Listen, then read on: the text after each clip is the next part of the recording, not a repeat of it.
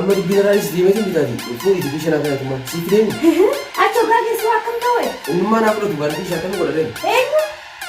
maallaa kana siif deemi bakka irraa fiddiin beekonu obeessisuu deemaa namni isaanii eegama ta'e miskiin asuma jireen karaa kana bukaa jira kennii fi gootu. Tole. Maatii hiriyaa keetii firree jaalata. Waan ofii jibbinu hiriyaa keetii firree jibbita. Kanaafuu ani bara kan kee kennisiin jedhe malee kiyya kennisiin jedheen. Kenne kam?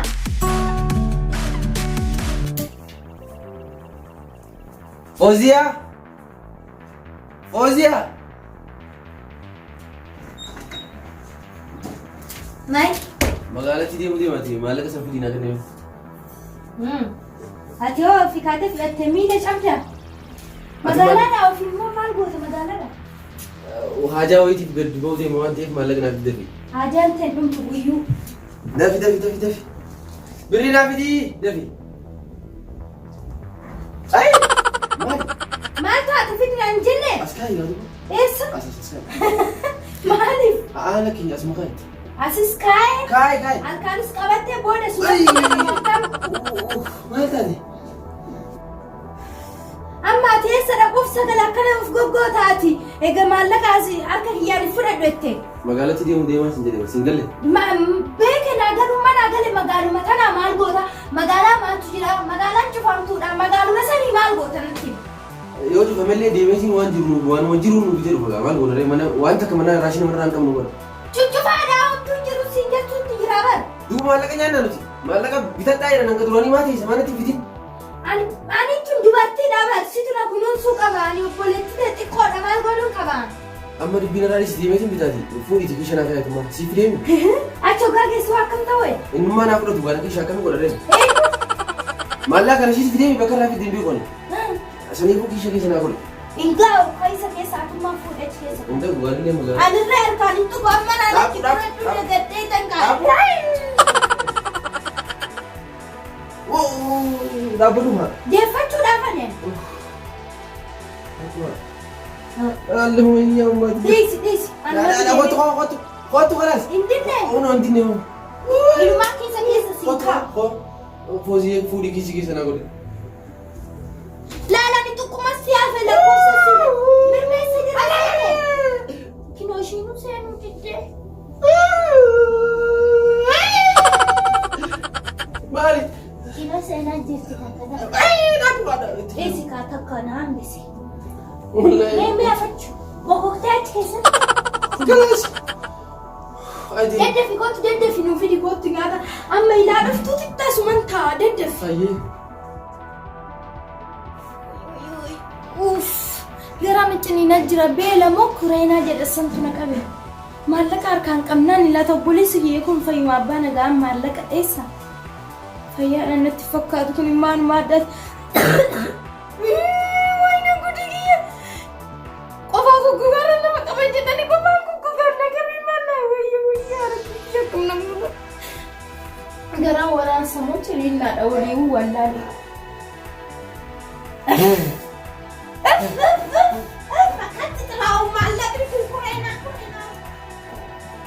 Hello from Sam. Akkam turtan jetta akka si haadha rukutan. Maal goota hamma ammaatti taani beela hutta jira barkinoo ani maallaqan harkaan qabee sitti kenne sana yaada. Sitti haadha. Sirratti qofa utti jira laala akkasitti darbutti. Deddeftee ton dhuftu. Beela hutta jira kanarratti immoo yookiin qofaa goggogaa moo qofaa laafaa jedhan santu na qabe amma kinoo beelaan jira waan na qofaasisuuf oolan beela hin danda'u daddafi nyaata fidi gootu. Akkamitti maal dhufuu dandeenye? Maaliif?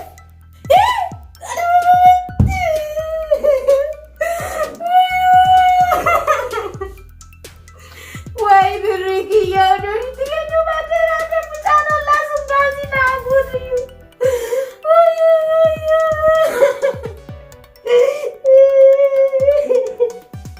Wayi kureena. Maatii barii dhuftu Fooziyaa.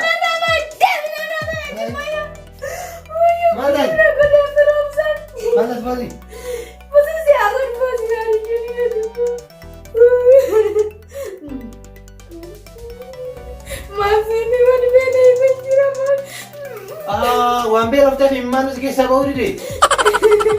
Lagi kophaa guggugaan naqame. Kophaa guggugaa.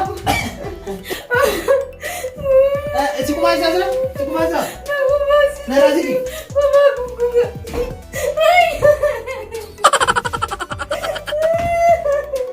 Nangaasu lagi.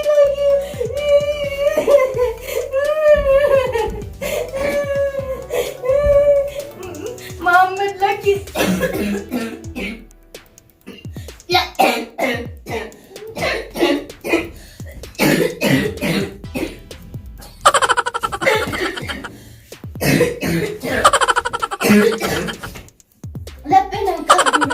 Maal gochuu mana? Kootiyaa? Bayi mana keenya bayi mana keenyaan barbaadu. Bayi mana keenyatti dhufte kureenaa na qabsiisuu biyyata. Bayi mana keenya bayi kootu hin dhufin mana keenya gonkumaa adeef dhufte kura.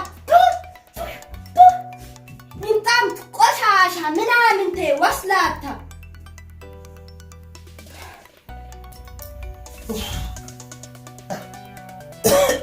Ana leena qufaa isaatiin maaltu achi na fide? Ani yoo duraatu garaana nyaate siboottu garaana nyaatee itti dhaqee malee wayii itti dhaqaa yoo mataan argitee mataan irraa buqqifti eenyu?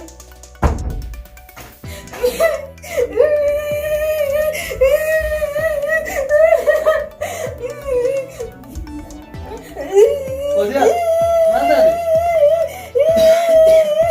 Ammoo dubbadhu maal taate? Rakkoo maayini? Maasee gaazii naamuti. Gaazii?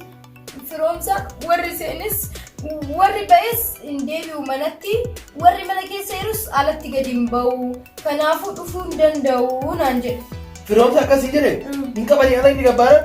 Hin qabanii akkasitti hin qabame obboleessi kiyya. Maallaqa reena jalaa fudhatee deeme akkasumatti maallaqa sana bakka qabametti nyaata maallaqa sana. Haa inni garaasii nyaanne maallaqa garaasii nyaate? Wayii nama bara kana waan nama ajaa'ibsiisu. Gaazii naafu? Kufaana qabsiiftee ati akkamitti gabbayee gaazii guuta kan inni gabbayee sana alatti qabamee ejjitti hafe. Ani illee yoo gabbayee ejjitti haamuufi. Tole hin booyi. Ani gaazii dhabii jala baadhi jiru. Maali gootare? Kureeraa maali koreera maali goota? Kureeraa baadhi jiru. Nadagay kan boy miti. Akka namaatu kun nama dhagay. In boy koreera yoo ati boote si dhagaate. Mee maa bootan fudhee jille kan normaa naasee osoo boy. Kureeraa na gadu fedhe. Reefu guyyaa sadii immoo torban tokko akkana guute. Ani garuu eegan dhaladhe waggaa 31 ta'ee laani eegan dhaladhe. Ani waggaa 31 ta'ee ani odoon hin beekamin Kureeraan guyyaa sadii keessatti addunyaatu guutuun dhageesse. Kanarratti immoo warri du'es akiratti dhageechisaati jira Kureeraadhaan duuneedhani. Akirarratti duniyaarrattis beekamee jira Kureeraan. Ani garuu waggaa 31tti homaan beekamne. Tole foojii ta'e nan booyin akkas ta'anan waan salphaadha na biratti. Ammoo deebii bareeda si deebisan. Lafa tanaa fi addunyaa hundarratti beekamuu feeta mitiiree? Beekamuu feeta? Tole. Du'eettis beekamuun barbaadaa jira. Booyin akkas ta'anan na dhagaye. Warri jiru addunyaa irratti beeksisa, warri du'e immoo yoo akiratti beeksisa waan ta'eef anis akka isaatitti beekamuun barbaada. Beekamuu yoo barbaadde argite akiraa fi duniyaa sana irratti illee ati beekamuu feenan waan keerii qofa dalagadhu. Waan keerii jechuun akka feeta. Yoo qarshii 10 qabaatte kurnanuyyuu hirtee sadaqattee jechuudha. Nama hundaafuyyuu akkasitti maasiin jedhan beektaa warri duniyaa kanarra jiru hundaayyuu yoo bootaa bira geette. Tanaan mani gartaa miti? Tana ni garta. Yoo tanaan qooddeeti nama hundaafuu ka qooddu taate miskiina hundaaf ka qooddu taate addunyaa tanarratti illee ni beekamta. Akiraatti illee gaafa duute jette rabbiin bootaa bareedaa si ka'a jechuudha. Kanaaf beekamtee addunyaa tanaaf hin cinqamin iyyooti. Salaatii, sadaqadhu, soomii waan qabdu hundaayyuu jechuudha miskiinaaf kenniif. Gaafa kana goote ollaa kee kasi biraa miidhamaa jiru yoo ollaa kee kasi biraa miidhamuuf waan gaarii tokko goote ofii beela bultee ollaa kee yoo nyaachitu ofii osoo hin uffatin ollaa deemtee miskiina yoo ufifte ni dhageessa miti? Ammaarree uffata kiyya fuudhee tan miskiinaa kenna. Kanaafuyyuu kas hin kenne ni gartaa miti? Na dhageekaa waan tokko laa sammuu ta'e garaa. Annan ga'een hin jiru hundumtuu uffanni kiyya natti ta'a. Na dhagahi kaasilaan amma laala. Beekamuu beekamu akkam addunyaa akkiratti illee beekamuu yoo beekne laala. Nama sin geenne ni gartaa miti. Nama sin geenne jechuun akka inni ta'a. Qaamanii miti yookiin namni tokko qaama hir'ataa arguu dandeessa. Yookiin tokko rakkateetiin kan rakkatee arguu dandeessa. Kanaaf nama rakkataniif waan qabdurraa jechuudha. Kureenaan akkasitti namaa kennee beekame. Inni akkasitti miti addunyaa tana dhaamsuun beekame inni. Maarraanis maafan hin dhaamsine. Addunyaa tana dhaamsuu osoo hin ta'in ati miskiina gargaartee waan qabdurraa jechuudha. Akka rabbiin biratti illee nama gaarii taatu inni gaarii miti bar. Rabbiitu fide koreeraa kanaayyuu nama badaa miidhuuf nama laala. Ammaan tanan huccuu kiyya guutuu akka jirutti feestaalii keessatti naqeetu miskiina kennaanii hagam beekamu jedheetu. Kanaafuu akiraafii addunyaa ture. Beekamuudha jedheetani. Kunoo amma karaa qajeelaa huccuu kiyya akka jirutti kennuudhaan ani namaa fakkeessa huccuu kiyya. Alhamdulillah. Rabbii fooziyaa qajeelchite anallee qajeelchi. Anallee qajeelchi addunyaaf akiratti akka beekamu na taasise. Amma deemee kana hundumaa kennadhee xiqqoo beekame maqaan kiyya xiqquma beekame isaan achitti waan qabu guutu an obboleessa kiyyaatirree akka irratti uffata kiyya guutuu nan kenna maallaqarree nan kenna akka kureenaa kanatti biyya addunyaa guuturratti beekame waan hundumaa beekame biyya addunyaa guuturratti beekame fooziyaa jedhanii akka kinoo kureenaa kanatti miidiyaa irrattis feesbuuk irrattis waatsaapii irrattis iimoo irrattis namni guutuun waa'ee kiyyaa haasa'e akirattis namni guutuun warri akiraa waa'ee kiyyaa haasa'e akka yerootti mi'a kana guutuu waan hafe akka yerootti nan kenna amma tan mucaa ollaa keenyaa kan akkasitti na gorsisan irree tan isaatirree nan kennaaf maaliif oon kenneef kun tan mucaa isaatii hin jedhaan innis hin beekamaa jechuudha oo tana inni hin kenninaan dhaqee fida kiyya bichaan kennu an hundumaatuun kenna. Gaarii ta'uun ofumaa fi akkamitti umrii 31 ta'ee kureenaan na duuba ta'ee akkatti beekama. Ani immoo beekamuu qaba. Gaarii ta'uun ofumaa fi hayi kureenaa na duuba dhuftee beekamta olii qoricha qonna malee na duuba dhuftee beekamta. Akkasitti hunduma isaanii beeksisaa. Hojii. Eetu deemaa? Of beeksisuuf deemaati jira. Obboleessa kiyyas deemee beeksisa. Obboleessa kiyyaas deemee beeksisaatti jira. Huccuu kiyyaaf huccuu obboleessa kiyyaaf fuudhee deemee. Beeksisuu deemaa jirtanii? Rabbi isaa qiyyaachuu malee qiyyaatee. Ina miskiin asuma jireenya karaa kana gubbaa jira. Kennii fi kootu. Tole.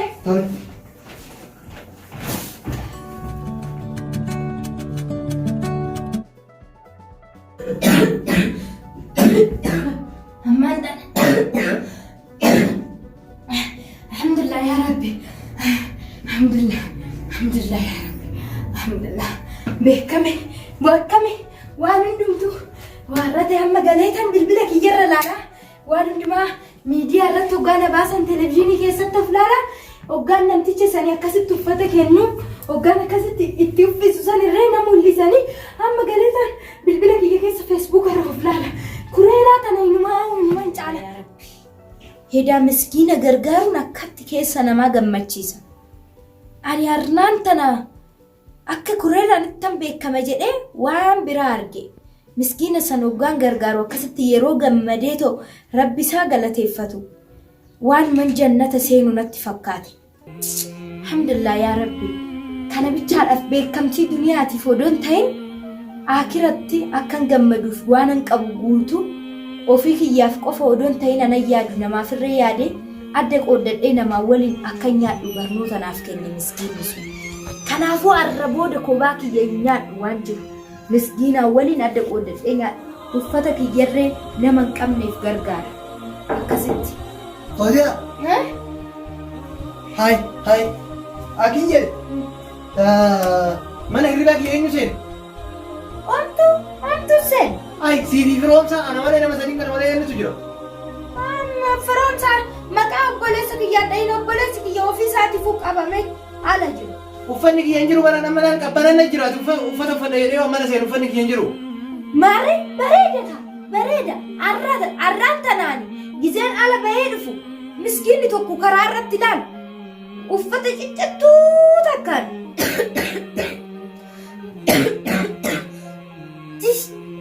Uffata ciccattuu takkaan laalu hoggaa qorra keessa deemee jiru argeetan huccuu keetirree huccuu obboleessa kiyyaatirree kiyyarree walitti sassaabeen kiisa guddaa tokkoon kenneef. Maal ati kenni akka beekamtuuf naan hin jenne ani immootu beekumsaaf beekamuun barbaadutti dhiiseera. Waan keerii takka dalagadheetan duniyaa irratti odoon ta'in akiratti rabbiin akka jannata na seensisuuf yaadee jira. Kanaafuu arra booda waan ofii kiyyaa'is qabu. Tan namaatis hoo dabalata qabaatte keetis hoo ta'e firoomsaanis dabalata hoo qabaate tan hunda keessaniitu akkasitti gugguureetan misdiina sanii kennaaf. Kanaafuyyuu uffata kiyyaallee akkasitti guutee kennite jechuudha? Beektaa waan ofii jaalattu namaa fi hiriyaa keetiif irree jaalatta. Waan ofii jibbitu hiriyaa keetiif irree jibbita. Kanaafuyyuu ani bara kan kee kennisiin jedhe malee kiyya kennisiin jedheen. Kenne kaa!